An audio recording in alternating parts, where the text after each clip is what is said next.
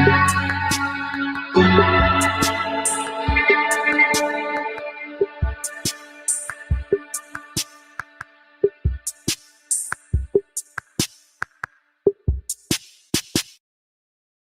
father, who was a bureaucrat, had become a secretary. In 1980, when Indira Gandhi was re-elected, he was the first secretary that she removed. I had no active desire to join politics at all. I mean, to me, as I said, it came as a complete surprise that the prime minister could even consider me. People who claim to be internationalists suddenly become super nationalist. You know, beware of such people. And I asked people, if we were being accommodative, who sent the Indian army to the LAC?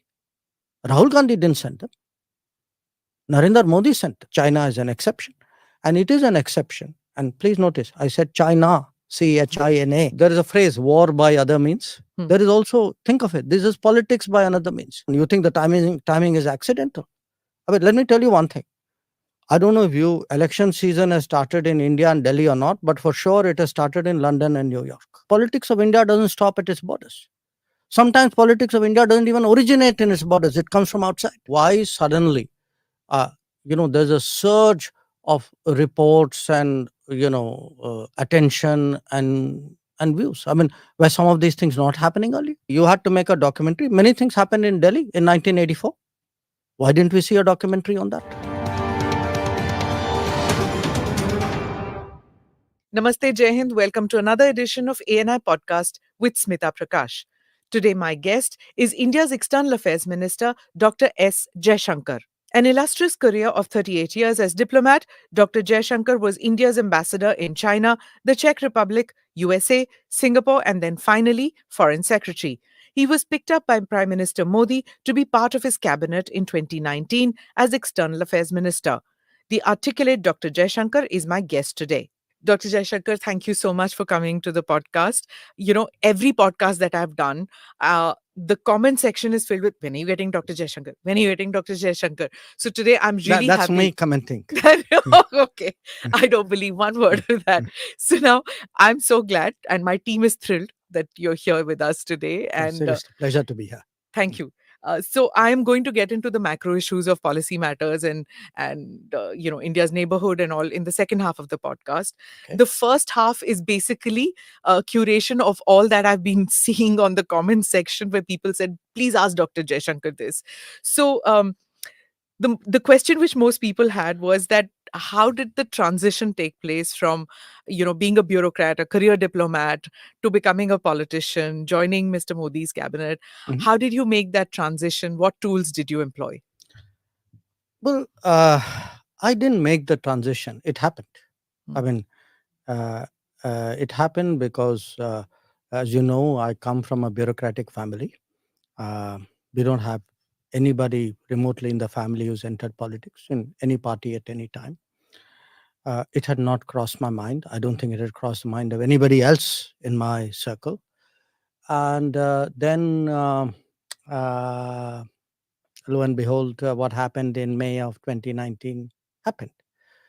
Now, once I entered, I must say, in all honesty, I myself was very unsure. I mean, I had watched politicians all my life. One of the things you get to do in the Foreign Service, by the way, is you actually, perhaps much more than other services, you see politicians up close because you see them abroad. You're kind of working with them closely. You're counseling them. So it's one thing to watch, but to actually join politics, to become a cabinet member, to stand for Rajya, because when I was selected, I was not even a member of parliament. So each of this kind of happened one by one. I slid into it, sometimes without knowing it. You learnt by watching others. That's something, we say sometimes you go to any foreign environment, you kind of you pick up by. So for me, this wasn't a foreign environment, but it was a different environment. So you looked at others, more senior people, more experienced people in the cabinet, in the party, in other parties. I mean, I even today, just say, watch me in parliament. I do follow a lot. I look very carefully at what people are doing. both in my own party and other parties. I think there's a lot to learn from everybody. So you get into it step by step. Sometimes you surprise yourself. There is a learning curve. Mm, I'd be honest with you out there. mm, There are times when you are a bit uh, hesitant or a bit even nervous. Uh, but then you do it once, you do it twice, you slowly grow over it. So to stand up there, to reason with people, to make a speech, even sometimes because in bureaucracy, until really the prime minister, that is 2014 prime minister Modi's comment, mostly people were used to speaking in English. mm. So there was a language bit, there was a subject bit, there was a environment bit. There's a different culture also. You But know, as your skills as a diplomat, it's I guess it would have equipped you to win friends over easily, isn't it?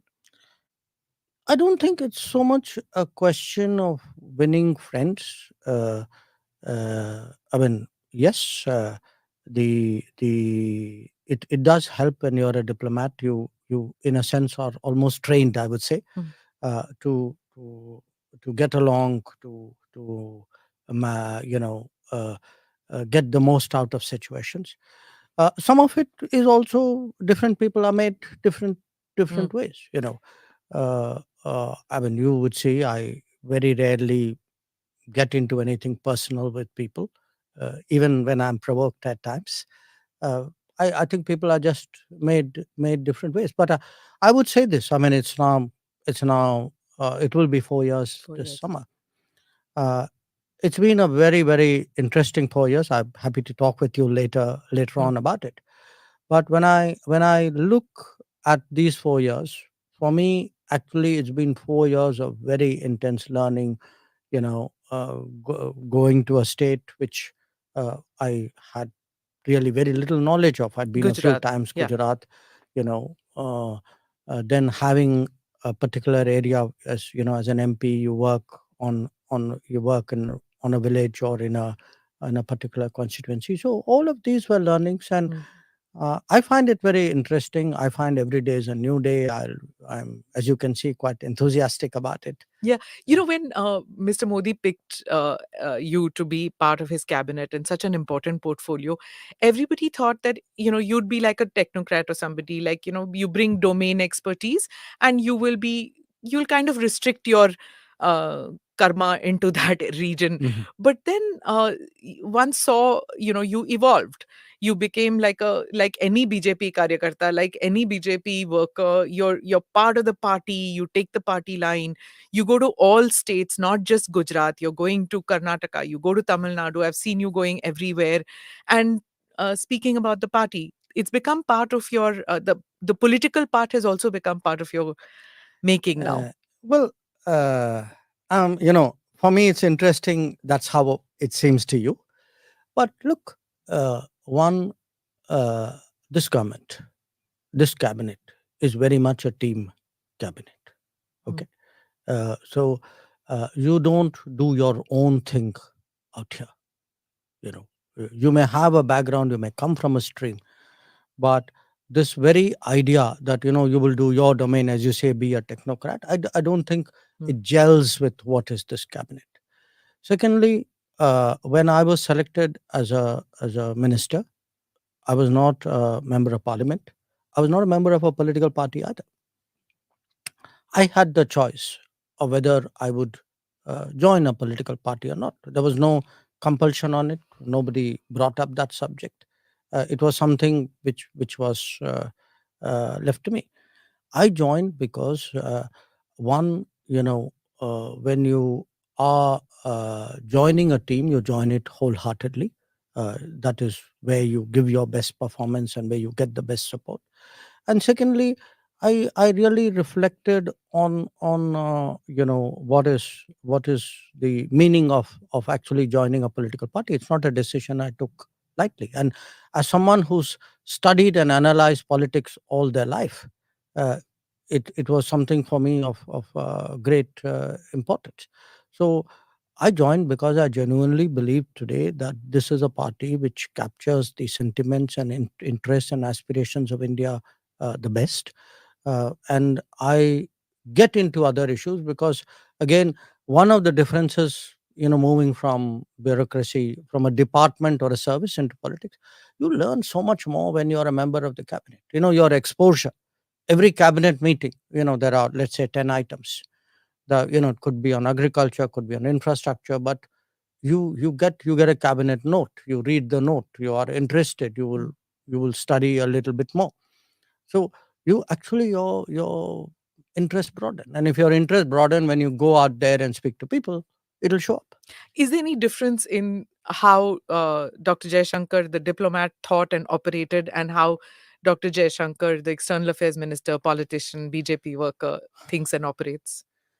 you know See, in a way, it's like different lives. Mm. Now you got to understand the challenge that it was for me personally, because I'm from a bureaucratic family. You know, my father was a bureaucrat. I have an elder brother who's a bureaucrat. My grandfather was a bureaucrat, and we have aunts and not aunts but uncles who were there. So our world, if Mm. I can put it to you this way, was very, very bureaucratic. Our goals, our dreams were bureaucratic. What I do you mean, mean by that? meaning, if you had asked me, if you and I had met, which we had, Mm. let us say in 2010, Mm. and say, okay, Jashankar, what's your dream? I said, I want to become foreign secretary. That's the dream of any foreign service officer. In in our house, it was also particularly, it was something we put a No, you great. never said that. No, I because want to put that you never in. asked me.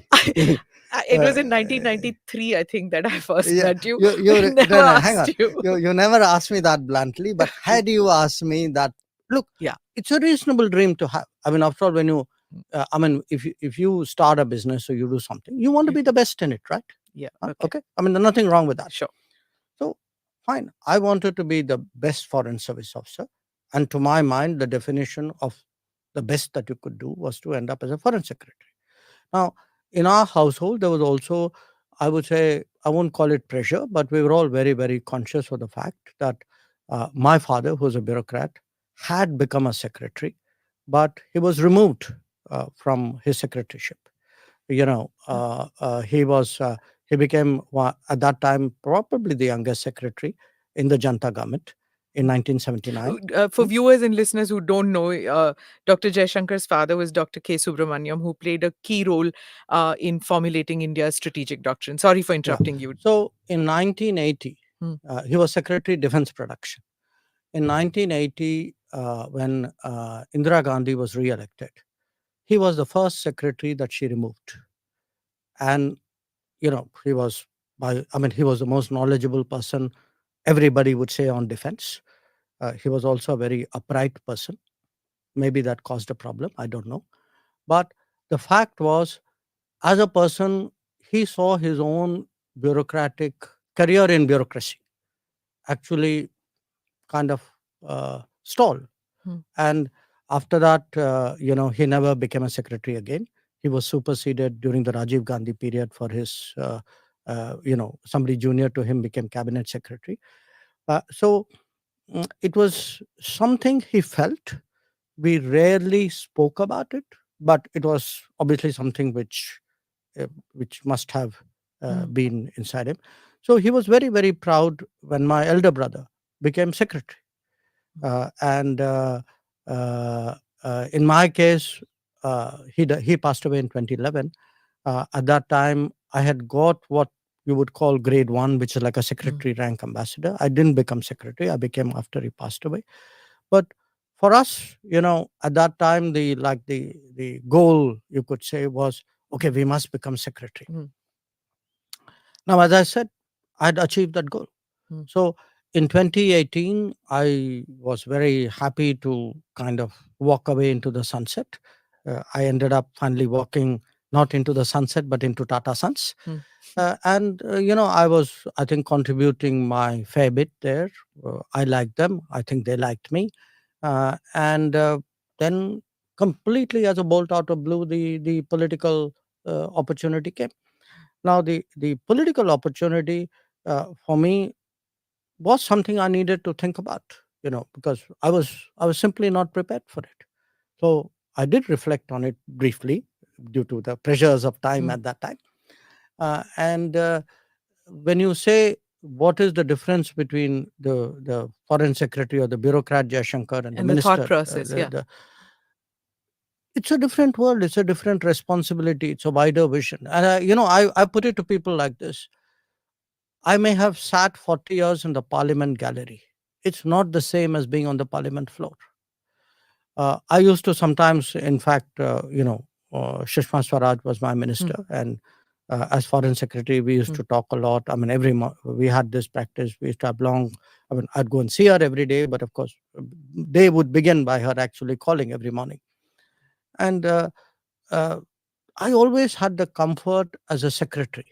And if I don't want this to sound immodest, I was a confident secretary. Hmm. I believe I was a good secretary, but I had the confidence that I have a minister and a prime minister above me who, at the end of the day, shoulder that political responsibility.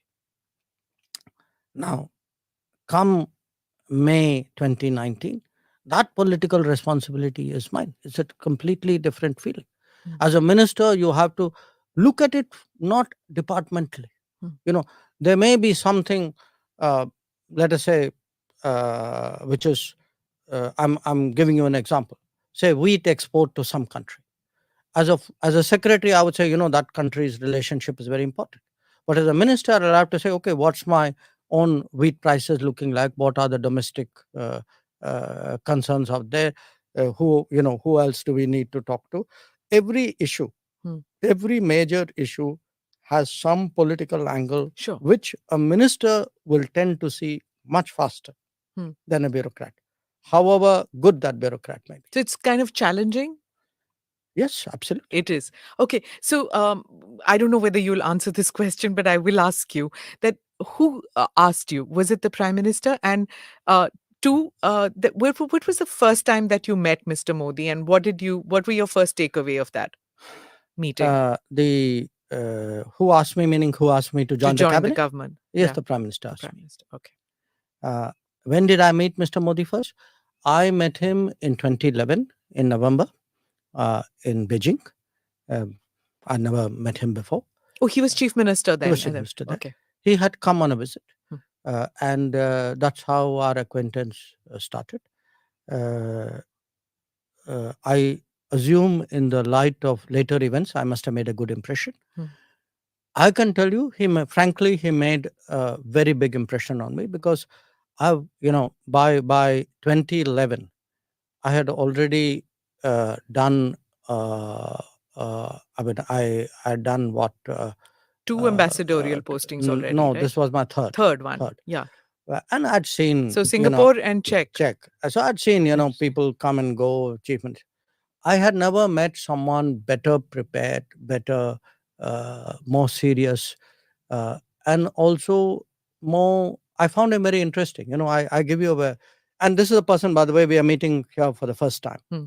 So we go through this business briefing, what he should say, who he's meeting, etc. Then he said that मैं आपसे अलग बात करना चाहता हूँ, Hmm. कुछ राजनीतिक विषय हैं, उन पे भी मैं briefing लेना चाहता हूँ. It was a bit of a surprise. No chief minister had done that. And of course, he told me, I mentioned it in one piece I've written, saying, look, it's very important for me that I'm abroad. I may be from a different party, but I shouldn't say or do anything which is different, that too in a country like China. So it's very, I want you to brief me Hmm. on key issues. And we were having our problems at that time. Even at that time, there was a listing problem.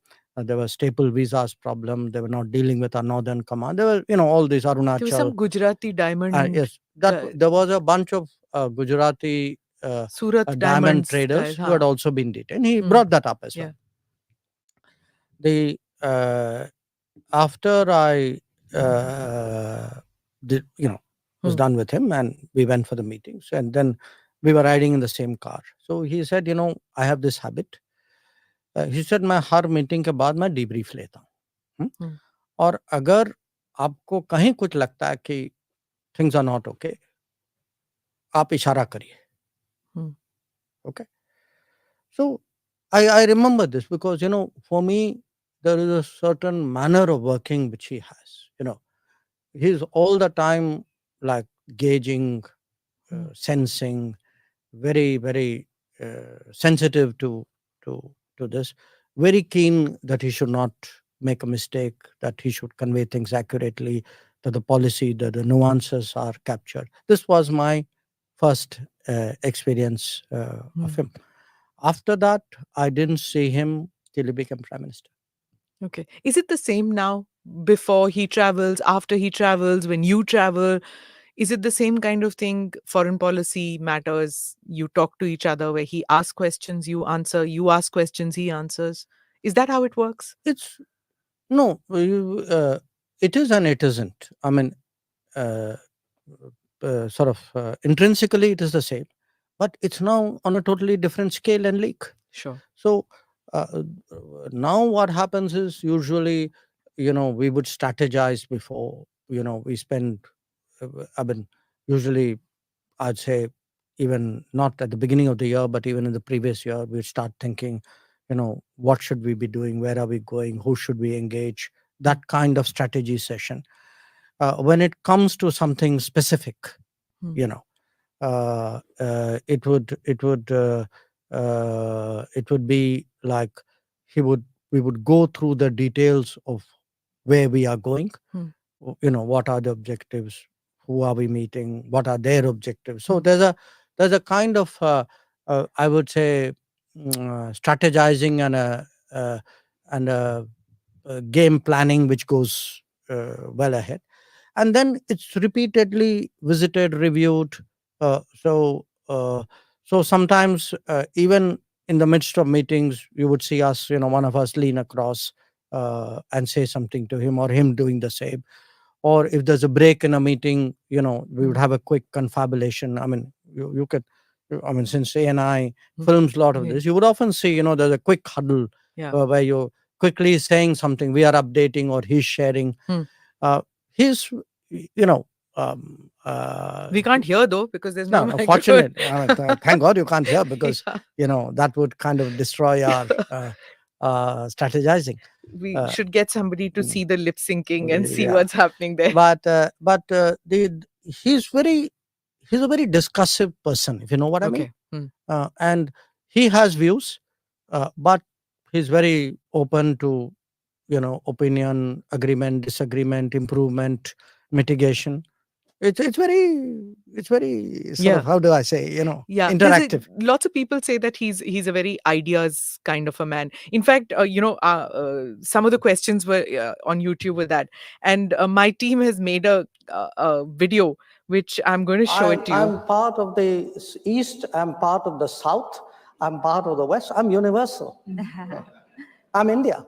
Someone to say, I'm doing this because it is for counter-terrorism. You're not fooling anybody by saying these things. Mr. Soros is a old, rich, opinionated person. If I could only stop at old, rich, and opinionated, I would put it away. But he's old, rich, opinionated, and dangerous. Somewhere Europe has to grow out of the mindset that Europe's problems are the world's problems, but the world's problems are not Europe's problems. Our total purchases for the month would be less than what Europe does in an afternoon. I don't think we're sitting on the fence. Just because I don't agree with you doesn't make me sitting on the fence. It means I'm sitting on my ground.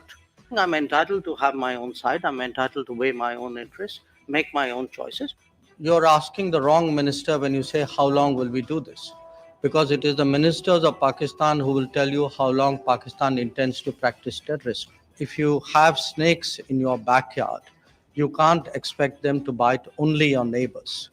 Eventually, they will bite the people who keep them in the backyard. If I were to take Europe collectively, which has been singularly silent on many things which were happening, for example, in Asia, you could ask, why would anybody in Asia trust Europe on anything at all? If you are asking me, I would say yes, 2014 was a watershed moment. Yes, things have changed better after 2014. Yes, our foreign policy has become more dynamic, more effective, more prominent after 2014. Mr. Modi was very famous and very demanding. So how do you deal with that? I'm so glad you chose that understated word, demanding. Yes, I think the Prime Minister is demanding. I think he's rightly demanding because it's time that India had a demanding person as Prime Minister. It's tough to work for a demanding boss, but at the end of the day, you actually, if you feel that's the kind of person the country needs, I think you're willing to do whatever you have to do at that time. Two democracies will end it differently. And if you can prove that concept here, then I think it's probably the best way to sell democracy. Don't worry, Senator. One democracy will settle it. And you know which one. Okay. Lindsey Graham. So this, All right. so this is what we, my team got this together, Okay. and the same thing about being a demanding prime minister. One has heard about how you have 11 p.m. meetings and 11:30 midnight, post midnight meetings happen in this cabinet, and it's like working, and especially during COVID times when these crises happened, the Ukraine situation where Indian students had to be evacuated. Those are like very tense times, right? And it's he's on the job all the time. Well, look, I don't want you to get it wrong. It's not like you particularly want to meet or the meetings happen at 11 o'clock or late at night kind of thing. I think it's a situation, it's partly the Prime Minister's schedule. I mean, you mentioned, for example, the Ukraine conflict, Operation Ganga. Now, what was happening at that time was that the Prime Minister was busy campaigning in UP, if you remember at that time. Now, last year, same time. Yep. Now, 24th of February. I think. A little bit later. Yeah, 20. Okay. Now, it could have been, I don't know, maybe some other prime minister would have said, okay, guys, I'm busy with UP now, you go manage this. But I think it bothered him. He felt he needed to get a good sense. I mean, lives were at stake. So we would have situations where he would campaign the whole day, come back to Delhi. I mean, you could see sometimes, how exhausted he was. And then somewhere he would find that energy and the adrenaline. We would meet late because he's come back late from campaigning. Sometimes the situation would call for it. I think I once mentioned this, maybe in one of those same occasions you showed me right now, where which was our consulate in Mazar-e-Sharif being attacked. And I remember I think it was past midnight, and I also have this habit of staying up late, and I like to clear my desk every day without fail. And in fact, he called up, and normally, some other guy comes up and sort of says the PM wants to talk to you. In this case, it was him. And so I think if there is something happens, he feels, he feels deeply about it. He sort of feels it's not like ask somebody to do something. He wants to know that it's being done. Now, mind you, having said that, I also say this as his working style, that once an objective is achieved or a mission is set or whatever it is, you get the space to then carry it out. Okay. So say Operation Ganga, I mean, he would want to know what we were doing. He would sometimes give suggestions saying, अच्छा आप ये कभी इसके बारे में सोचा, कभी इसका भी देखिएगा, वहाँ भी ये करिए. But it was not like he was wanting to, get down. He trusted you with the details. And that's why, I mean, for me, the sort of, I would say, the pleasure of working with him. I mean, what does anybody need from a boss? You need from a boss somebody who gives you a goal with clarity, who, whatever their thoughts, ideas, etc. share. Then if you are the experienced operational person, you leave them to figure out how it is done. You take your feedback. You might want to course correct, but he gives you a lot of the space, and which is why I think if you look at the last 7-8 years of Indian foreign policy, we are able to move I mean, I give you why Operation Ganga. I'll give you Operation Dost right Mm. now. Yeah, Turkey. Yes. Turkey. The earthquake happened. I mean, I think literally in a very very short time. He wanted to know what are our thoughts. I kind of sent in our thoughts. I very quickly consulted, my own people in my own ministry, and literally within a few minutes we were told, okay, you got the go now. Go talk to NDRF, whatever, Yeah, tell in the F. 48 hours, if uh, I'm not mistaken, that they were already there. we were less than Less 48, than 48. less than Okay. 48 hours. Yeah. You were talking about delegation and about getting things in order Mhm, quickly. mhm, We've seen videos of the Cabinet Committee on Security, CCS meetings. It looks like this is the creme de la creme of the cabinet. Everybody getting together, very serious looking, very tough. mhm. And you all look like, बहुत पहाड़ टूट पड़ा है, कुछ होने वाला है, कुछ बड़ा.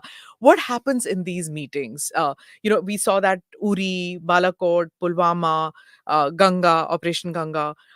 We saw this with during COVID times. With how do these meetings take place? What happens? Does everybody input, output? What happens there? No, it would vary. See, if there's a larger meeting, usually there would be some kind of briefer Hmm. uh, in any meeting, because somebody has to put the proposition, and then Hmm. obviously then the floor kind of gets opened up. Typically, the prime minister comes in sort of late, I would say. I mean, Hmm. he allows people Hmm. uh, to speak before he actually says anything. That would be a norm. We may look very serious because usually when CCS meets, it's a serious matter. Hmm. You know, the routine CCS meeting, we have, Yeah, sure. if there is something which some agreement or purchase or something needs to be cleared. Often you don't get the photo of it because you Yeah, we you, you wouldn't. Yeah. yourself would not be Yeah. covering it. So you would not. Most of the pictures you do have would be of occasions like Uri or post Galwan, where the situation is serious, and I think it's obviously reflected on Yeah. our on Because our there's no briefing after the uh, CCS. We never get to know what happened. yes, but you look, I think governments at the end of the day are supposed to focus on governance. No? So if you have, I mean, if there are decisions you made which need to be executed, you're not going to come and tell the press, guys, we just made this decision and that is how it is Yeah. going to be executed. Okay. So now let me come to, when we were talking about how you do your briefings to the prime minister, you do your briefings to the cabinet. What happens when you're with parliamentary committees? There is the opposition also out there Parliament or in parliamentary? parliament. But the parliamentary committees, there are opposition members also, right? The Parliamentary Committee on Foreign Affairs Oh, okay, and consultative committee. Consultative Yeah, sure, Committee, sure, right? So there are people from the opposition also in that. sure. So how do you convince them about policy matters? Well, I have only experience of my own committee because both as foreign secretary and as EM, I've dealt with them. Uh, the way I deal with them is we take a subject, we tell them this is the subject. Normally, we take something very topical, and then we would have again a presenter. Often it would be the foreign secretary, could be some other secretary, normally not. Then I open it and uh, encourage everybody to have their say. And then what would happen is, in some cases, the presenter may respond, but I would, as a minister, sort of uh, respond to every one of the comments which are made by every one of the members. Okay. So my intent of doing that is really, one, to underline to them that we take them seriously, to not them seriously but their concerns seriously. Mm. Two, it does help in kind of carrying them along and sometimes in convincing them. Though politics is politics, so sometimes Whether they're convinced or not, they would not They admit could. it. Yeah, sure. Rahul Gandhi didn't get convinced by you. In fact, he said that I think you were. I don't know the exact words, but I think he said that you did not know much about foreign policy matters. You needed to learn a little more. Uh, well, let me put it to you more accurately. This wasn't at a parliamentary committee. Hmm. But in parliamentary committees, we have interacted, but usually what happens in parliamentary committee, I try to keep to myself, so I will not get into it with you either. This, I think, was something he said at some kind of public meeting Hmm. somewhere. It was That you don't know much about. I think look, I cannot vouch for the exact words either, but I think it was probably in the context of China, if I China. remember right. Yeah, he's not convinced about China. Yeah, That but I he mean, thinks look, that now you are what, opaque about it. uh, I don't know whether it's opaque or whether, there was a sort of a level of knowledge, understanding. I mean, all I can say in my defense is I have been the longest serving ambassador in China. I have been dealing with a lot of these border issues for a very, very long time. Hmm. Uh, I, uh, I would say, let me put it to you this way. I'm not suggesting I'm the necessarily the most knowledgeable person, but I would have a fairly good self opinion of my understanding of what is out there. Okay. But I mean, if he has superior knowledge, wisdom, I'm always, as I said, for me, life is a learning process. Superior knowledge, wisdom on China. If he has, I'm always willing to listen. Okay. And learn from Mr. Rahul Gandhi on China. If you think that that's a possibility, I have never closed my mind to anything, however improbable it is. Okay. Yeah. All right. 4 years as foreign minister of India and ninth year of the Modi foreign policy. Mhm. What is the report card like? I think it's a very solid report card. Number one, if you look today at our global standing, which is a very intangible measure of success, but it's a very visible measure of success. You know, you ask yourself, 2023, when a prime minister of India, in this case Narendra Modi, convenes a meeting, walks up on a global stage, or a conference, how do people react? What compare it with even with him 5 years ago, Hmm. perhaps with his predecessors, many of them. I would say today our global standing is clearly very much higher, is quite good, quite strong. Number two, strategically, I think there is today much greater clarity in our own thinking and in our own operations. And I say that as an implementer of foreign policy, that, people know there's a neighborhood first. Neighborhood first means build your connectivity and your contacts, and this is your first priority. Then they know there's an extended neighborhood to the west towards the Gulf, to the east, ASEAN, to the south, Sagar, Central Asia. There's a set of policies which do that. Then they know there's a policy of engaging the major powers. They know there's a Africa focus. So there is today a lot of strategic clarity about our strategy, and that's necessary if you are serious about operationalizing it. Third, in terms of operationalizing it, we do today projects in almost 80 countries in the world. It's, most Indians don't realize how much we do abroad today, and those are often the test of our credibility. And there's been a huge improvement there. That projects which would often lie for years, unfinished, struggling for something, the efficiency of that has improved.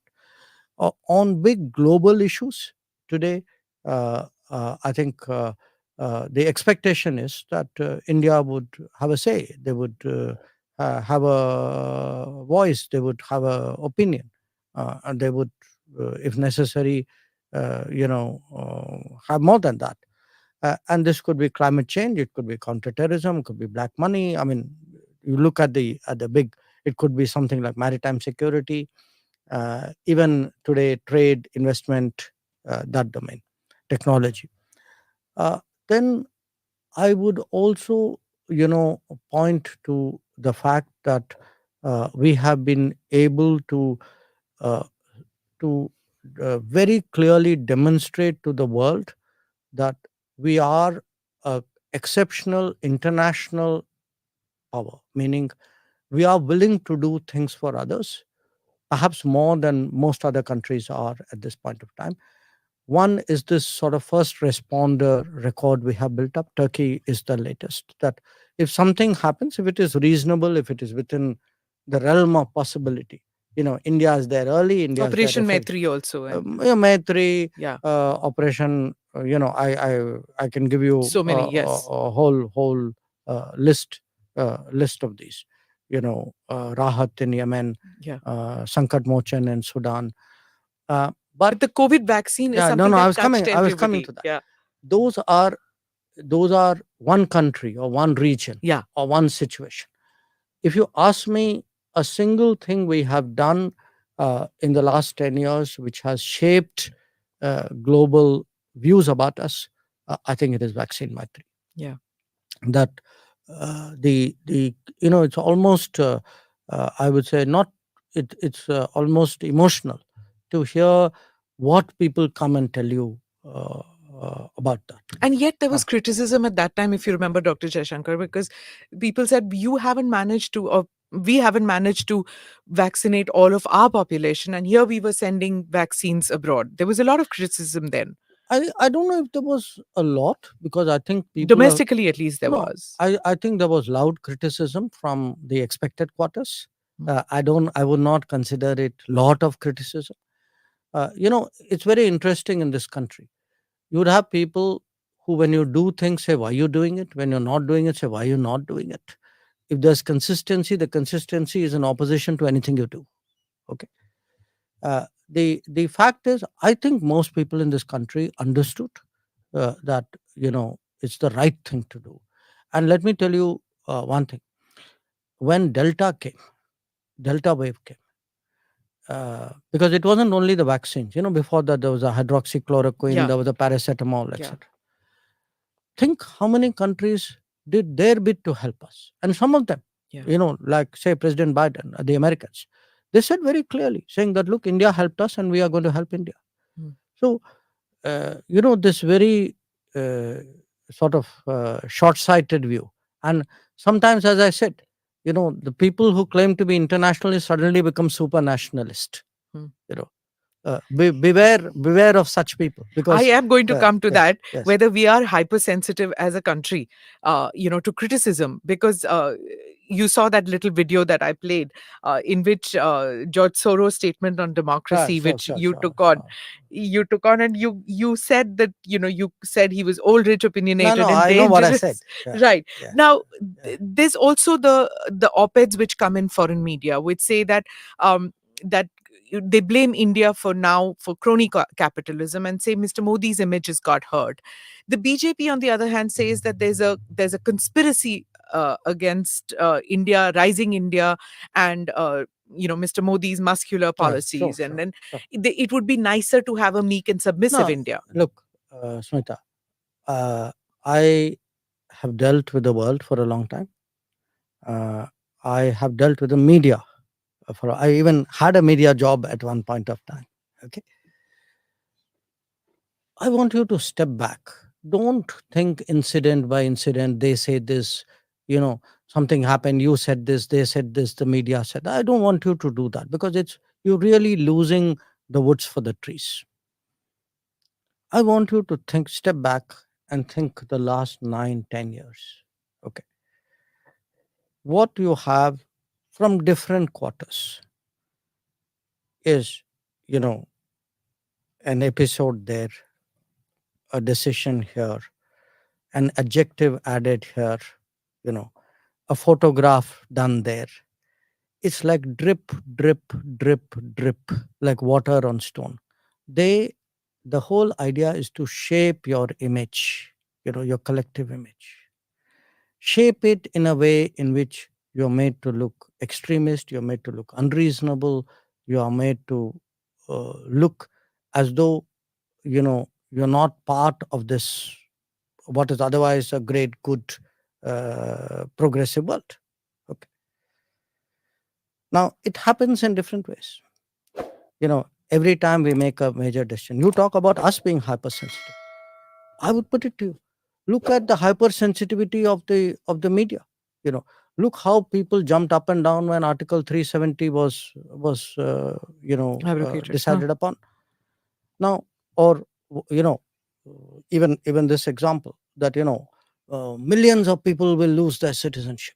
I mean, and then see sometimes the dishonesty of The it. CAA one that Yeah, you're see talking the about. dishonesty of it.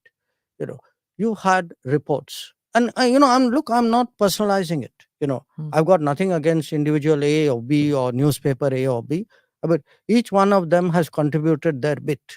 Okay, you actually have people who would suggest problems in Assam are because of Narendra Modi. Now, you and I know, I mean, come on, this is Indira Gandhi's time. Okay, but that is whitewashed. You have people who say, oh, there's serious problem with judiciary because there's an ex-chief justice who's now entered parliament. Is it for the first time? No, there was Ranganath Mishra did it earlier. So, our institutions come under attack. Suddenly, as I tell people, say what you will for me. The to me, the which one of us doubts our election commission?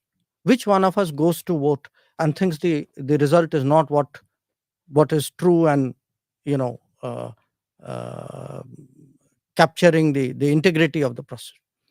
And yet, what will happen? That comes under pressure. So there is an attempt, and it's a very, very clever attempt, and it takes different forms. We had a very, very tough time during COVID. So are you saying it's all Hang- coordinated? no. I think there is a mindset. I think the mindset, I would say there's an ideology. Uh, the I give you the example of COVID. Okay, I grant you, we went through a horrible time in COVID. I mean, many of us lost people in our families, friends, acquaintances. Look at the coverage of our COVID. Did people not die in other countries? Did we see that coverage out there? Did you see that kind of photograph from other countries? I mean, you heard of bodies piled up in parking lots in other countries. Yeah.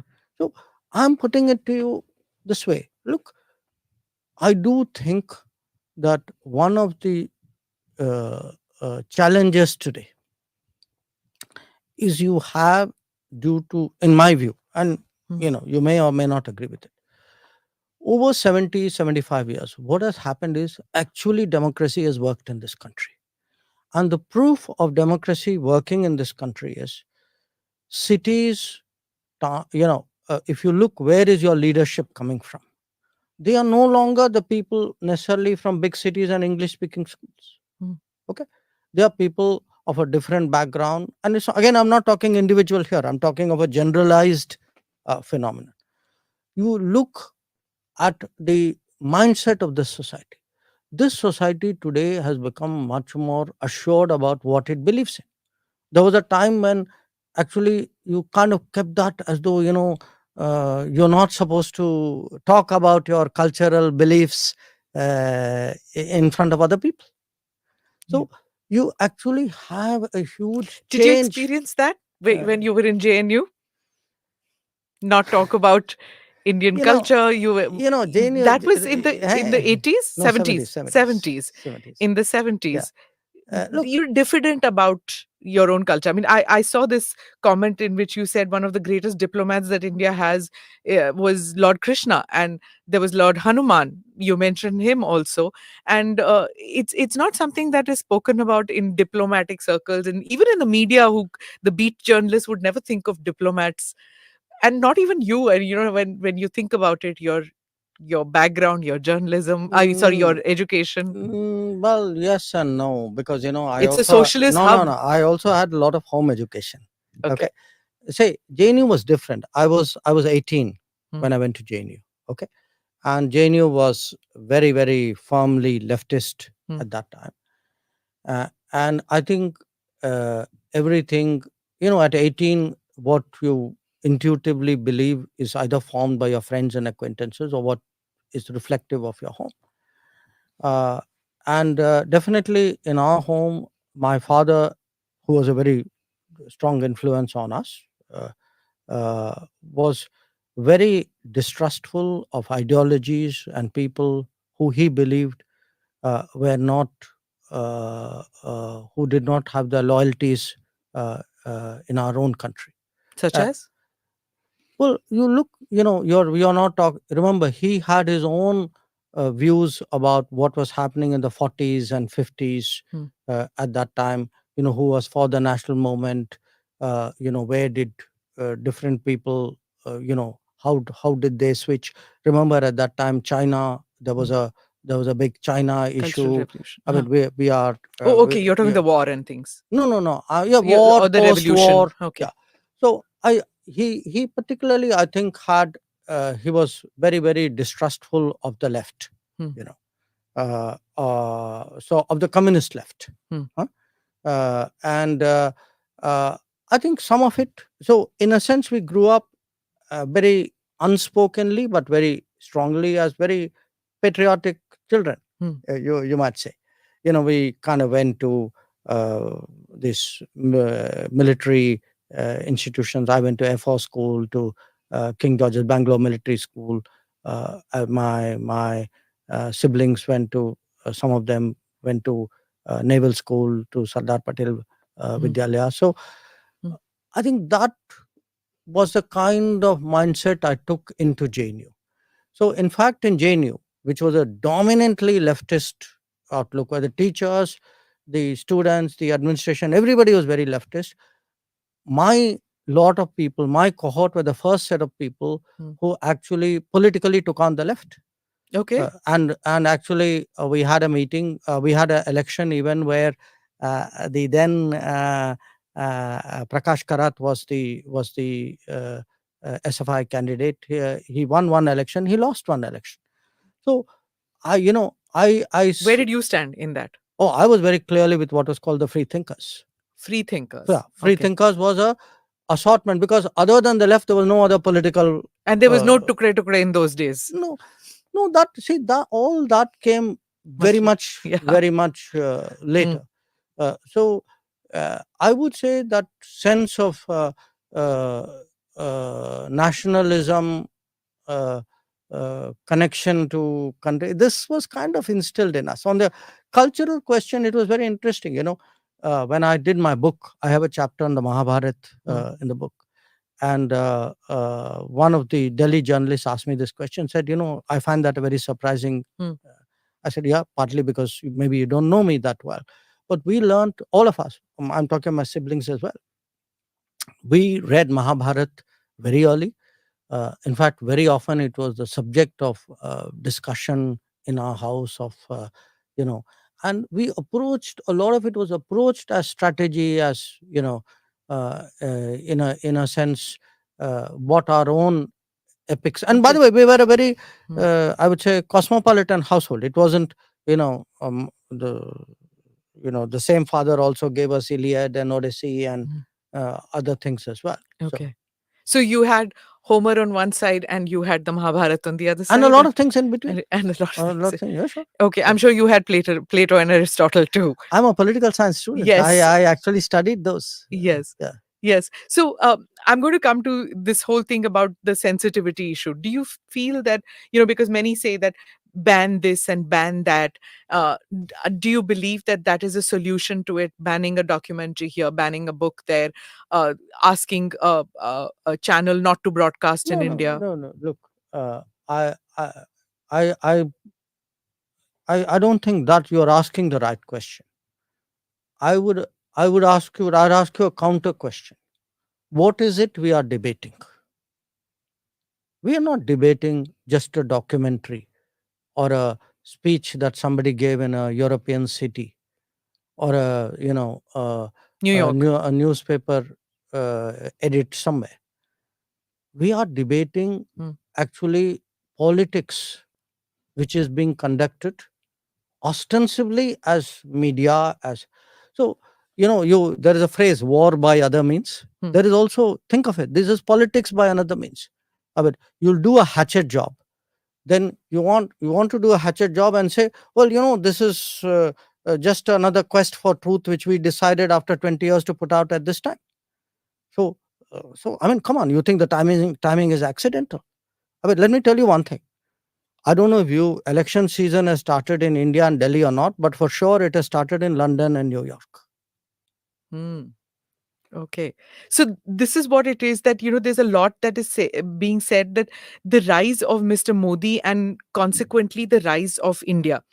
These two things are happening at the same time, which is not acceptable to people in these Western capitals that you're talking, and certain Indian quarters too. Do you agree with that point of view? I mean, do you doubt it? I'm asking you. No, look who Because welcomes it, Ashley Tellis, Ashley Tellis, who right? are He's your cheerleaders. No, no, friend. Yeah. let me answer your question. What is happening is, just like I told you, this drip, drip, drip. How do you shape a very extremist image of India, of the government, of the BJP, of the prime minister? Huh? I mean, this has been going on for a decade. Okay, let's not have illusions about it. How some of this has a different variant, which is you will say something, there's an echo chamber, it'll be picked up outside, then you'll say, aha, see, they're saying it outside, that must be true. Then you will say it inside. So there's a ding dong going on. See, look, this is a globalized world. People take that politics abroad. Politics of India doesn't stop at its borders. Sometimes politics of India doesn't even originate in its borders. It comes from outside. Ideas come from outside, agendas come from outside. Otherwise, please tell me why suddenly there's a surge of reports and attention and views. I mean, were some of these things not happening earlier? I mean, I gave you the example of Assam. Yeah. I mean, people speak about, okay, you had to make a documentary. Many things happened in Delhi in 1984. Why didn't we see a documentary on that? If that was your concern, that you felt suddenly one day, okay, I'm very humanistic and I must get justice for people who have been done wrong. So look, don't kid yourself. This is politics at play. This is politics at play by people who do not have the courage to come into the political field. They want to have the Teflon cover saying that, I'm an NGO, I'm a media organization, etc. But they're playing politics. So I know that. how does BJP react to this? Is it, or your government for that matter, is it reaction? Is it a reactionary measure that you have to take? How do you No, counter look, this? I think we will put our point of view across, and as should be rightfully done in a democracy, eventually the public will give its verdict. Which is the electorate. That's what It's only by the ballot that these things. If he gets re-elected, that means that they have been proven wrong. Is that it? Is that what you're saying? Look, I would say yes, among other things, because in a democracy, I mean, don't you trust the ballot box and the people's verdict to be the final opinion? I do. I know there are some people who believe that their view supersedes elections. So, in fact, by the way, I mean, even that, look at this term. I like you, you win election, great democracy. I don't like you, you win election. What are you? Electoral autocracy.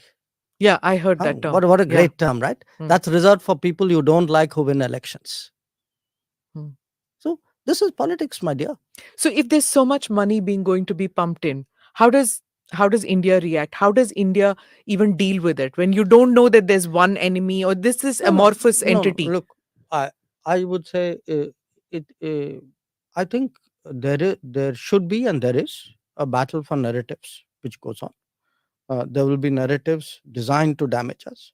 We have to put out narratives designed to expose people or designed to put our viewpoint across. I think we will. My own sense is that most people will, through their, I mean, this is a pretty informed age. That era when people had only one or two sources and they controlled thinking. I think that's gone by a long time ago. Let me come to the foreign policy issues, which I said we'll do in the second half of it. Increasingly domestic issues and the foreign policy have become interlinked. Foreign policy matters used to be something which domain specific people handled it, and foreign beat journalists demystified it for you. But it's no longer the case. And one saw it happening, one during COVID, when everybody wanted to know, why are we giving it to this country? Why not to that country? How much are we giving? Do we have enough? Then there was the CAA, there was the farmers' protest, there was Nupur. There was so much that was happening. How do you deal with this? It's like literally, that game that children play where you go on beating things. It was like that in that 2 year period. Was really tough. No, no. Uh, the no, I was smiling at the imagery you invoked. Now, look, I in a globalized era, what happens is that everything from the world comes to India. Everything from India goes out. In many ways, it's a good thing. It has its own challenges. It has its own vulnerabilities. Mm. So, uh, so how does it impact us? That's really your question. Yeah. What it does is, uh, I have to often, as part of my narrative setting, explain things to foreign audiences. So I give you an example. Take this whole scaremongering that millions of people are going to lose citizenship. Hmm. Now you tell people saying that, look, this was said. Now, 1 year has passed, 2 years has passed, 3 years. Where are these people? You Hmm. know, this after all, we're supposed to have a cataclysm in 2020. So uh, and when you even citizenship, when you start reasoning with people, ask them saying, okay, tell me, do you not have a criteria of citizenship? Do you do you not use language? Or some people use religion. People use language, they use religion, they use education, some of them even use income, some use ethnicity. So when you tell people saying, look, reflect on your citizenship Hmm. practice, I mean, what do you do? So often what happens is, and see, that's where the battle of narratives is very powerful. Read the bulk of international papers, especially the Anglosphere papers, but all of them. How many of them tell you 370 was a temporary provision? I challenge you to show me one. Yeah. They don't. It's Hmm. written there in bold letters, in capital letters in the Constitution. But then that's because India itself didn't put across that point of view, No, right? no, It's like hello, the no, no, plebiscite. no, no. No, it is Sorry, true. sorry.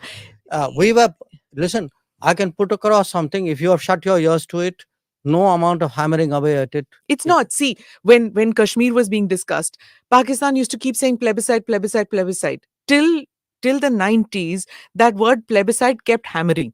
It was, that it is a disputed issue. Uh, It till uh-huh. India's narrative started being heard. Unless you are loud and you impose your narrative, you don't get heard in the world. No, I completely agree with you, Smita. So I try not to be loud. I try to get my narrative across in a elegant and effective way. Maybe at times sharper than people may want. But uh, I accept your point that we need to get our narrative across, Hmm. and that is exactly what we are trying to do in foreign policy. But I also put it to you sometimes that I feel that I'm talking to an audience which is deliberately deaf, that they do not want to hear sometimes, they do not want to absorb sometimes. That and there is a very strong bias. I mean, let's be frank about it. You know, newspapers. There are newspapers. I don't want to go into names who will publish something absolutely ridiculous on one side, and you say, okay, I want to counter it. They say, no, no, no, hang on a moment, I'm busy doing a fact check on what you are saying. So we saw this bias very, very clearly over the last 4 years. I think it, in fact, I Hmm. expect it to, if anything, grow as the election comes closer, because I don't think this is without a political direction and purpose. So domestic politics playing a part. Domestic politics, Hmm. it could be domestic politics, it could be COVID, it could be, Okay. it could be Big different. business playing its part also. It could, it could be. Look, I'm not a conspiracy theorist. Okay, Hmm. I'm what I'm explaining to you is actually politics at work. Okay. It doesn't have to be conspiracy at work. A Okay. bit. There are. A bit. Why is it? Why is it difficult to to understand that there are ideologies and political forces outside India very similar to those in India, and the two are working hand in glove. I mean, I'm putting a perfectly common sense proposition before you. And part of the problem is when political forces in India are not doing so well electorally, they tend to kind of summon up this this support system, if you would, or the echo chamber, or call it what you would. They are the Congress party is saying that that the Indian government is the Modi government is defensive, reactive when it comes to China. That neither Mr. Modi nor you even mention China. You just say eastern neighbor. Hello, please. Then they must have some problem understanding words beginning with a C. Please look at everything I've said. Hmm. That's not true.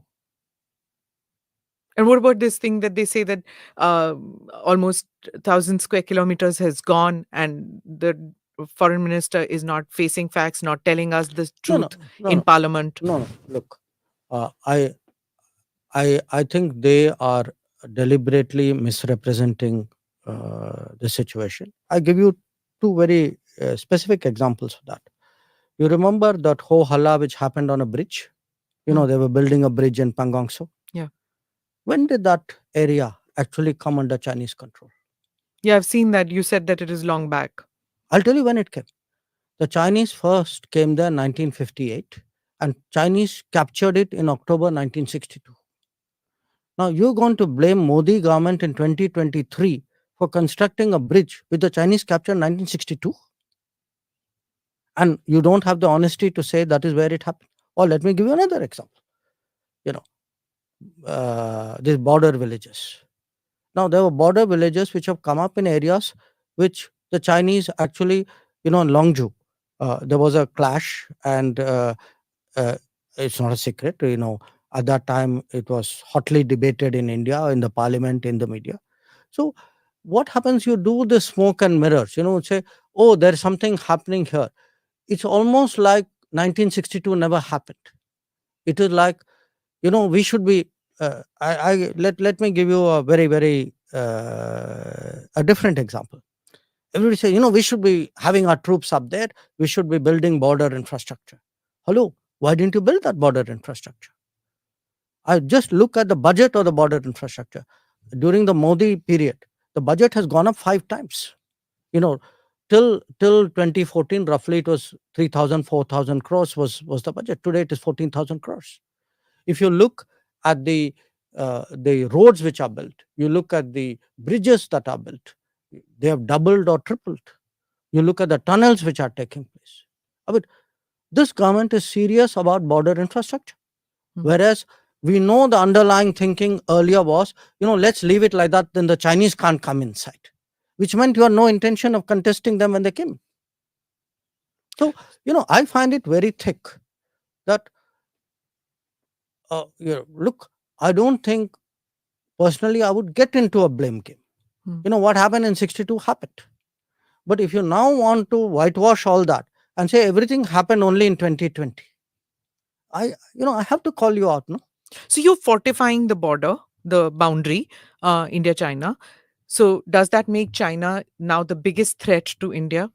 Are we in a state of a quasi war-like situation, No, conflict-like situation? no, look, Where are we? no. I first of all, I'm not using the word we're fortifying it. I think we are legitimately building our border infrastructure because they have built their border infrastructure. In my view, we should have done it 25 years ago. Again, we are reactive. That means I mean, your look, words, no, Dr. Jai Shankar. no, not at all. Look, they are the bigger economy. Hmm. I mean, what am I going to do? As a smaller economy, I'm going to go pick a fight with a bigger economy. It's not a question of reactive, it's a question of having common sense. So, secondly, please bear in mind one thing. We had an agreement that you're not supposed to bring military to the to the border in large numbers. So, by that logic of yours, I should be the first to break the agreement. Why not? No, why should I? Because it doesn't make. Look, please understand. Why are one we thing. always No, the hello. ones not breaking an agreement, and it's always the other side breaking the No, agreement? Smita, I think you need to sort of take a very Okay, considered non-aggressive. considered view of this. Okay. We don't why do we reach agreements? We reach agreements because it is in our interest to stabilize a border or a situation. Okay, it's not out of love and affection and sentiment that you do. It's cold calculation and common sense. Okay, our agreements with China were reached in 1993, 96. I'm not even getting into which government, etc. I think I try to avoid this whole debate. Okay, I don't like in foreign policy. Maybe it is because I've been myself so long in this field. I don't like to necessarily say these people were right and those people are wrong. I don't think it serves the nation well. Okay. But if I do find that others are playing a political game where everything is being blamed on the present dispensation and entire history is being whitewashed, I think the history has to come out. Okay. Now, on the question of breaking the agreement or not breaking the agreement, generally countries, as a rule, sensible countries do not, because what do you need most in international? If you have a reputation as a country which breaks agreement, what do you think is the worth of your agreement? That is China. Where have they kept the agreement with any No, country? look, no, hello. Or Pakistan for that matter. From 1993, 1996 Okay, not a to single 2020. bullet. No, Okay. no, forget bullet. From 93, 96 till 2020, was that agreement observed or not? So how can you say, the agreement is not worth a piece of paper and nothing, all agreements must be They broken? took Aksai Chin. They 1962. 62. They took Aksai Chin between 1958 and 1962. Okay. So if you didn't need agreements, why did you sign them? I mean, you went in 1988. I mean, Rajiv Gandhi went to Beijing in 1988. 88, correct. Okay. December, You signed 88. agreements in 93, 96. I don't think signing those agreements was wrong. I disagree with you. I mean, and this is not a political point I'm making. Okay. I think those agreements were signed because at that time we needed to stabilize the border. And they did stabilize the border. Please also note that. So this suggestion of yours that people sign and compulsorily break the next day, that's not true. Now, why can we not come to an agreement on where is the boundary, how many rounds of talks, and it's non-conclusive? Because when people are their claims, when any other country's claims are not reasonable, you will not come to agreement. I mean, you and I can come to an agreement. If I make claims on you which are not reasonable, but you will concede it because 25 rounds have happened. You have to look at, what is being discussed as well, no? Right. So, okay. So look, if I were to sum up the China thing, I mean, please do not, buy this whole, I would say, again, I use this word, this narrative that somewhere government is on the defensive, somewhere we are being accommodative. I mean, I ask people, if we were being accommodative, who sent the Indian army to the LAC? Rahul Gandhi didn't send them. Narendra Modi sent them. Okay. We have today the largest peacetime deployment in our history on the China border. Okay. And we are keeping troops there at a huge cost with great effort. We have increased our infrastructure spending on the border 5 times in this government. So now tell me, who's the defensive, accommodative person? In fact, the question you should ask is, who's actually telling the truth, who's depicting things accurately, who's playing footsie with history? I think those are the questions which should be asked. Okay, let me go to Pakistan. And there's a number of people who are now expressing serious concern that here is a nuclear nation which is on the verge of an economic collapse. If that happens, it's in our neighborhood. Are we ready? The influx of people who might come into our country. How do we deal with this situation where this country could collapse? No, I think, Pakistan's future is largely determined by Pakistan's actions and by Pakistan's choices. I mean, nobody reaches a difficult situation sort of suddenly and without cause. So it is for them to find a way out. Our relationship today is not one, where we can be relevant directly to that process. If I were to, for example, compare it to Sri Lanka, I would say it's a very different relationship. Mm. With Sri Lanka, still there is a lot of goodwill in this country. There's naturally a neighbor's concerns and worry, but there's also a feeling. Look, we have to help them to get through this. Tomorrow, if something happens to some other neighbor, that would be the case as well. But the what the sentiment in this country is about Pakistan. Yeah. You were talking about these concentric circles when you said the neighborhood, and then there's the second. One of the most dramatic achievements of your foreign policy has been India's newfound status and reach out to the UAE, to the Islamic world, to the Kingdom of Saudi Arabia. That's been quite an achievement. Mhm. When was that decision taken to reach out? Because otherwise, all that one heard was that OIC has something to say on Kashmir. That was the maximum that one heard, even though there was this large Indian people of Indian origin living in the Middle East. I would say I started hearing it first soon after I became foreign secretary. So it would have been early 2015. It is possible that the prime minister may have had some thoughts and discussed it with other people before I came back to Delhi. I can't vouch for it. I'm glad you brought that up because if you were to ask me in 10 years, give me two, three examples of some big changes which have happened in our policy, I would certainly put our changed relationship with the Gulf Hmm. very, very high up there on the list. Why didn't it happen earlier? My own sense, if we want a very, very honest answer, is I don't think people were strategic earlier. Hmm. I think they, when you have a vote bank mentality, you actually you're not serious about foreign policy and I would say operationalizing it. For you, it's like a slogan that they are with us, or so we kind of treated it as that's a place that we get our petrol energy from there. There's a big community out there, and the rest of it was like a distant, a goodwill which you needed for your political vote bank calculations. I think when you got a different government which said we are, we actually want something deeper, more strategic, with full elements of full spectrum relationship. We have the ability today to deliver on a lot of issues of your concern as well. We are serious, part of it, one of the reasons why the Gulf looks at us. The Gulf sees today's India as much more credible than the India of 10 years ago. And, as they say, That's in spite of India having a right wing government now. I would say, that's why you need to think of this kind of labels. You ask people in the Gulf, do you prefer Prime Minister Narendra Modi or any of his predecessors? I'm willing to take a bet with you. Every one of the Gulf countries would say, I prefer the Prime Minister Modi. Why? I think they think he's a more serious person. He's a person who's more credible, who's actually broad based that relationship. Hmm. He's done more for the relationship than everybody else.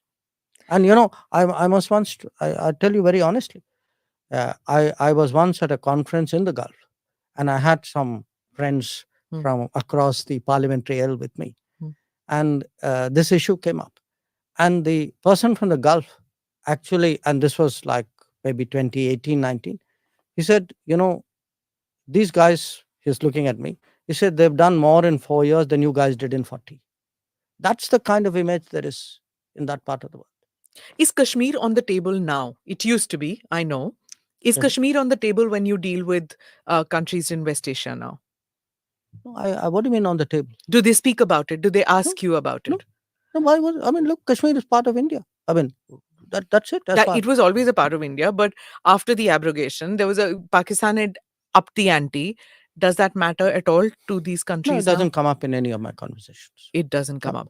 Okay, I'm going to go on to these new partnerships. Okay, the new partnerships that are happening, the Quad, the I2, U2, India SEO, India ASEAN, all these which are happening. The opposition tends to say that though India is now partnering in all these groupings, where is it going? Is it just, are It's these going just up. talk shop? It's going well. It's going up. It's going good. So what's the problem?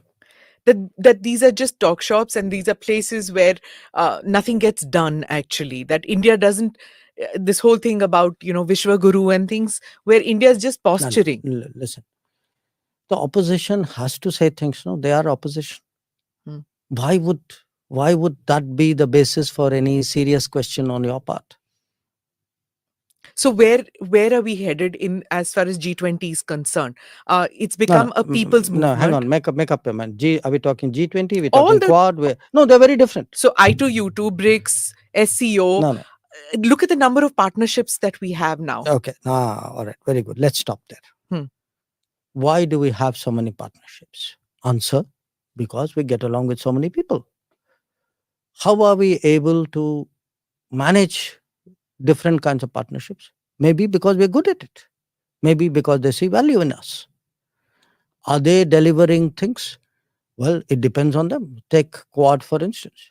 Definitely, Quad has delivered on a number of issues and likely to deliver on many more. In the case of I2U2, it has just started, but already there are projects on food security and renewable energy which have come out of it. In some cases, like BRICS, which by the way was not started recently, it has an Yeah. old history. They are not meant to be necessarily translated into specific outcomes. Often they express a collective position on a set of issues. So I think it depends on the forum concerned. I think you can't club all of them. It's not a one size fits all. Hmm. But if I mean, as I said, the opposition will say what it will. But you please go out there in the world. I've just come back today from Australia. Yeah. People regard Quad as probably the most important strategic foreign policy development in the last 20 years. Yesterday you were in Sydney. I mean, you just were in Australia. Today you met with Senator Chuck Schumer. Uh-huh. And there's this whole talk that, India has moved so close to the Western Bloc that our position, which was centrist with non-alignment, no longer exists. Is that over? Uh, well, people who say that must have been on a holiday through January when we had 120 countries, mainly from the global south, engaging us in what I think was probably the largest such exercise going on in the world. And uh, yes, we have very good relations with the US, generally with the West. I don't think there's any reason for us to be defensive about it. I think it's in national interest. In fact, if you if you look at the big changes in the world, this is something which has been very much in the making, especially in the last decade. But in all of this, please see how strongly our relationship with Russia has held steady. So, I mean, surely you do not suggest that our relationship with Russia is any the less over these years. So Prime Minister Modi told Putin that, this is not an era of war. War is not going to be the solution, to problems. Do you feel that the world is seeing it like that about the Ukraine crisis? I think the world is still very divided. Hmm. The sentiment that Prime Minister voiced is a widely shared sentiment. It's also a sentiment which is particularly strong in the countries of the South. You asked me what is the voice of global South. Yeah, what was yeah. that about? Look, today you have a huge number of countries in Africa and Asia and Central America, Latin America, Caribbean, Pacific, who feel that our issues are being put on the side and the entire oxygen is being sucked up by the Ukraine conflict. So nobody's really worrying about whether I get food and what cost I get food, what's happening to fuel, fertilizers, debt. And today, remember, even middle income countries are going into debt. Hmm. Okay. So the what we want to do, and I think that was very much on Prime Minister's mind, he wants somewhere to create a momentum for peace, if you would. And I think that was his first public expression. Remember, he'd been talking to Presidents Putin and Zelensky on the phone as well. And that was his first public expression. In practical ways, we've been helping out. When this Black Sea grain deal was done, we did a little bit there to help. When I was in New York, the Ukrainian Prime Minister actually had some concerns about the safety of the nuclear power plant. So I spoke to RPM and then got his approval to both engage the Russians and pass on some messages there, and the IAEA as well. We are working with the UN Secretary General on some issues, particularly fertilizer, because a lot of the countries of the global south, the developing countries, they are facing serious fertilizer securities because Russia is one of the biggest exporter of fertilizers. So I don't, I think it would not be fair today to reduce a very complex issue, the Ukraine conflict, to a binary of are you on this side or that side? Are you for peace or for war? I think it's much more intricate than that. And we are involved in some of the intricacies, but we have to wait and see where this goes. uh, if what both Ukraine and Russia know is that if we can be of any use, we would be willing, our sort of capabilities and sort of goodwill is there for that. We'll have to wait and see where this goes. So has the war impacted on the relationship between India and Russia and between Mr. Modi and Mr. Putin? No. Look, our relationship with Russia, I think, has been extraordinarily steady. It has been steady through all the turbulence in global politics. So, as I said again, the opposition, perhaps it's their job to criticize. It would be nice if they do it with a little bit more information and accuracy. But I do think some of what they say needs to be put through some kind of lens, some kind of filter of Yeah, you're putting it through a sieve right now. uh, The filter reality, also. and not very much is coming out of that sieve. Okay. All right. So look, I think today we are in a good position. I mean, we began. You asked me what is your 9-year report card. My relationship with the major powers is very good. I grant you that China is an exception, and it is an exception. And please notice, I said China, China. Okay, you mention it. Yes. So I grant you that China is an exception. It is an exception because China has violated agreements that we have, and is today has a posture on our border for which I have to have a counter posture. But overall, my relationship with the major powers, if you can call them, are very good. I think our relationship with Europe is probably the best ever that we've had. Our relationship with in the Quad has really been a very, very effective mechanism. Even in which has grown Australia, Dr. Jaishankar, there have been attacks on gurdwaras and temples in Australia, Canada, UK. on temples. On temples. And in Gurdwara in Canada, there In are a these temple slogan in and Canada. temple in Canada. Okay. Yes. So how are we going to react to this? Or No, we have protection? taken up. We have taken this up, and we have cautioned these governments that these are very radical extremist forces at work, and that they need to respond to it appropriately. Okay. As I wind up, I'm going to ask you a couple of questions, come back to you. You were in Fiji and at this Hindi conference, and you were speaking in Hindi. Vishwa Hindi Vishwa Sammelan. Hindi Sammelan. And so how many languages do you speak? You're a polyglot. I've heard you speak Russian. No. This is all Tamil, highly. I'm Hindi, very English. modest and realistic in making claims. I obviously I speak English. I speak Hindi. I won't say at a very high standard, but with a kind of a street smart fluency. The Tamilian Hindi, or is it a JNU Hindi? No. It's actually a Delhi Hindi. Delhi Hindi. I mean, I was born in Delhi. Okay. You were born in Delhi? Yes, I was born in Delhi. I was born in Delhi. I grew up in Delhi. I spent, whatever time I've spent in India is largely Delhi. So it's a very Delhi person's, I would say, fluent, not always complex Hindi, but I think I'm. But you're breaking the stereotype of a Tamilian speaking Hindi, fluent Hindi. You do So, speak. but because I grew up in Hindi, I didn't have the advantage of ever studying Tamil. I spent very few Ah, you years. grew up in Delhi, so you So, speak. yeah, Huh. in Delhi, Huh. I spent very few years in. But you can speak Tamil. I can speak Tamil, but Huh.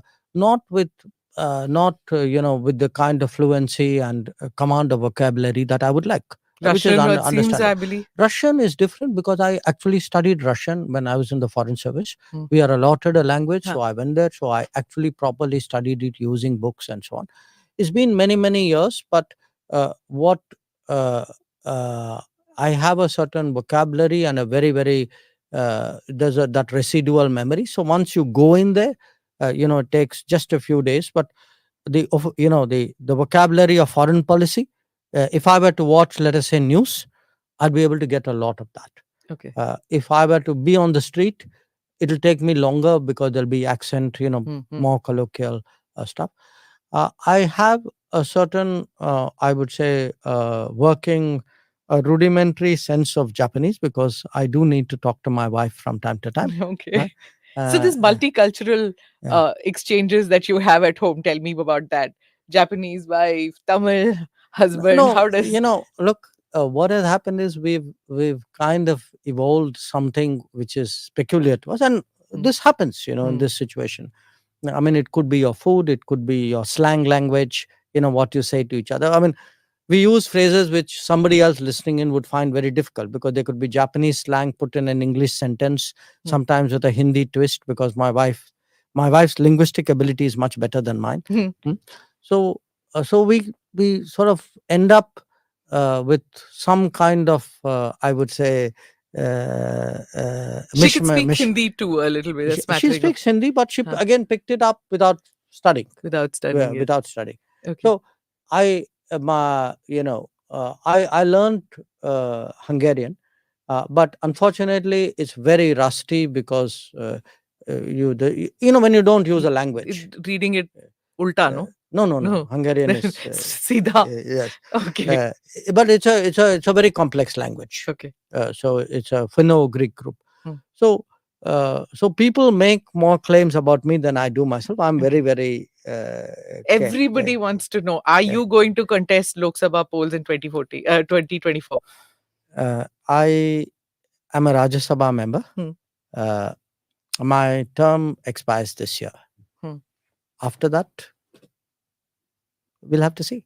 No, don't give, see this, I don't know how many, 25 years maybe I've heard these diplomatic answers from you and tried to find answers. No, look, on Would you want to? On these things, I tell you, I'm going back to your first question. I'm actually honestly in awe of people, of everybody, irrespective of party, who have spent their lives in politics, because you actually don't know how incredibly hard it is, how demanding it is, how much it takes up, not of your time, but of your life. The kind of effort that they put. There are no Saturday, Sunday, holiday, morning, night, nothing. And it's only when you are in politics that you can actually see what it is. And I would say those who particularly contest Lok Sabha, they are like at the cutting edge of that, because it's an enormous demand. But most on- people would on think this. that it's a life of privilege. Lal batti wali gaadi, Latin's No, bungalow. look, uh, I know that is the popular impression, and I say this. Please do not think I'm saying it because I joined politics. I'm saying it because actually I I'm only now getting into political life, and I'm getting into it at a fairly ripe age from another profession. Even I did not realize it till I would watch politicians, as I said. Watching them, meeting them from time to time is very different. When you actually see the lives, live the life, the kind of travel they do, the kind of openness of with which you have to keep your activities going. It's a You're huge, doing huge. that in Rajya Uh, Sabha. You're doing that as a Rajya Sabha MP. You're traveling a lot. You're traveling within the country. You're no, no, traveling but outside the look, country. look. It's not a It's not patch the on same. what the others do. I mean, because I do spend, as a minister, I have to spend a lot of time here. As a Delhi person, I have to spend a lot of time here. The Rajya Sabha demands are far less than the Lok Sabha demands. Hmm. So I look at honestly my colleagues, and again, this is a non-political, it's a non-partisan point. It's a political point.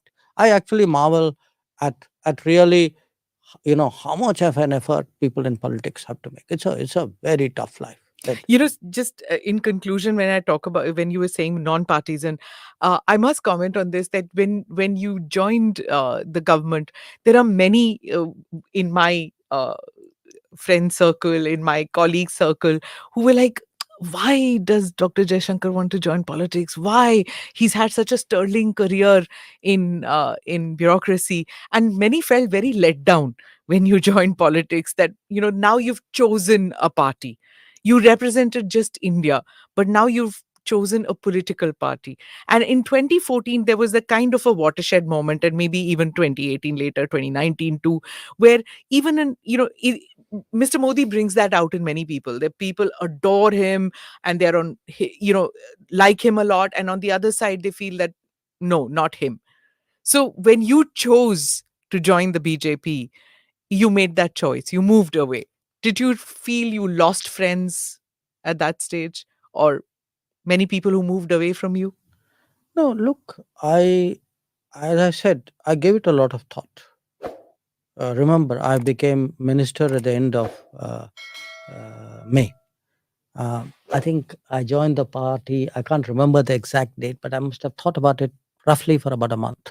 You know, uh, I mean, thought about it means not like every day thinking about it, but I gave the matter thought. Uh, I joined because my sense is that they are the right party uh, at the right time for India's rise and progress. Because at the end of the day, when you ask, so what are you in it for? You know, uh, after all, which one of us would not like to say, I also made some difference somewhere? Mm. The country went up, and somewhere you Mm. can debate how much, Played a role, huh? huh? You played a role. So, uh, I had no active desire to join politics at all. I mean, to me, as I said, it came as a complete surprise that the prime minister could even consider me for such a job. And I became a minister before I kind of Join, entered a yes. political party. So I would be somewhat different from many other people, Mm. who may have also been in bureaucracy before they Mm. went down that route. I do feel sometimes that uh, the uh, the argumentation, the debate, sometimes the relationships, the civility, uh, especially in Delhi, uh, is uh, is more polarized than it should be for the people concerned or for the good of the country. But sometimes that is the way it is. You're a Uh, Pakka Delhi boy. You've uh, also lived in Washington, D.C. uh, I think it was Reagan, right, who said that if you want a friend in this, Truman. Truman who said Go, it, he said, get "Go a get a dog. dog." Yes. Go get a dog. Do you Yeah. feel that about Delhi too? No, no, no. Look, I still, I do not get the time to socialize anymore. I snatch, hello there and a cup of coffee here, sort of thing. But I wouldn't say that. Maybe some of this are arguments with people I've known for a long time. Hmm. So yeah, I know what you are saying. I know there are many people who you and I have both known for a long time, Yeah, decades. decades, who have political preferences which are very Yeah. different from mine. But my understanding of what our life in a democratic society is supposed to be is that you each have your viewpoint. I don't necessarily build my friendships on party positions. Do the others do the same? Others meaning? The others, those same people who are unable to keep up with those friendships because of your political decision? I honestly don't know the answer. I think that's something you have to ask them. I mean, I c- I do accept that, in the last few years there would be people whose political feelings are so strong Hmm. that it may be coloring the vision of me. But I would say at least my closest friends, many of whom, by the way, are not BJP supporters or Modi supporters. My really closest friends, I've not seen that happening. What is your day of like? Last question. Hmm. When you want to chill, when you want to relax, what do you do? Um, Read a book, music, go for a meal. no, no. What do you do? Look, I read a lot even otherwise. I don't need, Yeah, I've because seen that. I'm on a plane. Yeah. If you're in planes, And you fly commercial. You yeah, don't even take a special yeah, aircraft. I fly commercial as far as I can. Yeah. And you're the old fashioned. You carry books. yes, I carry books. You're not a Kindle person as yet, or you're not all that. You still carry this old fashioned. Yes, because I can. Books, at least I'm old fashioned. I do watch movies. I usually download it on my I've never seen you watching a movie in a flight or chilling with a movie. I've always seen you with books. Maybe we should fly more together.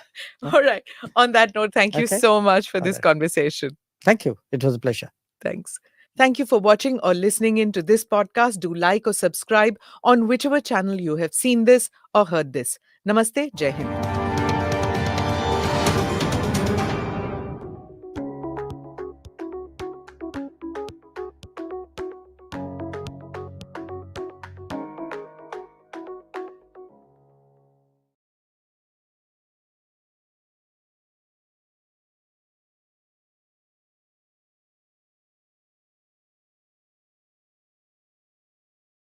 मुबारक कम की है है जी, हाँ जी। और इतनी शोहरत, इतनी लोगों का प्यार, तो वो मेरठ की गलियों से निकल कर आप आए, तो शुरू से बताइए हमें कैसे हुआ ये सब कुछ?